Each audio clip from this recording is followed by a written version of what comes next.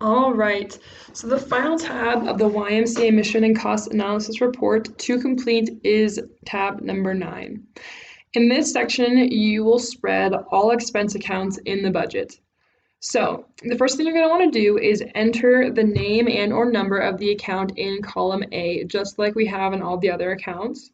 And then in column B, you're going to enter the amount in that account, so the amount here, and then spread those to the appropriate program centers, making sure to account for 100%. So again, you're going to spread these to the appropriate program centers so that they are respective to, and then column C is going to show you if you have any missing data. So if I change this $48,055 to a 50, this turns red and shows that I have a $5 difference in my account entered in my account spread.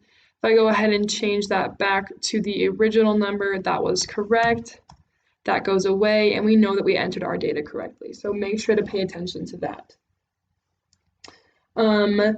Things to note in column D, that's where accounts that relate to administration are allocated to. Fundraising is in column E, and occupancy is in column F. So those are these first 3 columns right here. All other accounts should just be allocated to the appropriate cost centers, so all of the other program centers. And then again, just really remember that if you make a mistake, it will show up in column C in that red cell.